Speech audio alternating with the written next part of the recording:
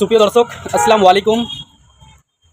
প্রিয় বন্ধুগণ, আজকে আমার ইউটিউব চ্যানেলে 1K অর্থাৎ 1000 সাবস্ক্রাইবার কমপ্লিট হয়েছে।